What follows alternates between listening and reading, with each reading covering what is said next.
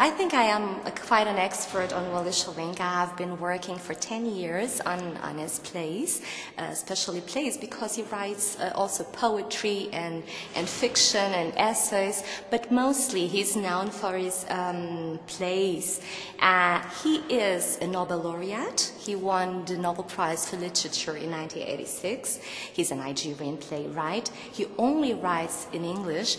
And he is well known in the United States more than in Europe, and more staged in the United States than in Europe.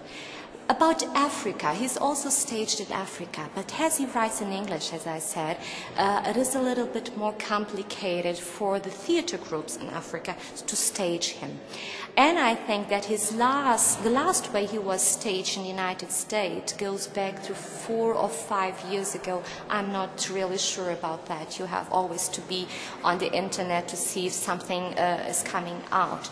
And what is very, very important for Schawinka is this mixture of traditional rites and festivals and ceremonies that are from the deep roots of Africa, with this idea of modern theater, with this idea of classical Greek drama, Jacobean drama, Shakespearean drama, and he is able, absolutely wonderfully able, to put everything together in one play, so that you could almost feel that it is any audience in the world at least would understand part of what is going on in the play.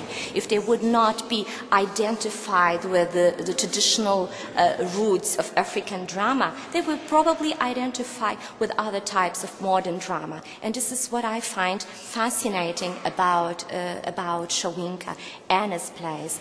And I really think that everybody should at least read one of his plays, which is called Death and the King's Horseman. It's a beautiful story around ritual and ritual suicide and self-sacrifice, and this liaison between the individual and the importance of some individuals, the importance of some roles of individuals inside the community.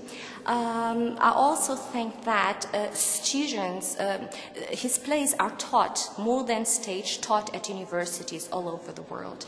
And students tend to love every play of his, and he's mostly staged and represented inside universities and by students. And I think students are the ones that later on are going to massively say that Schawinka is a great author to stage and to read.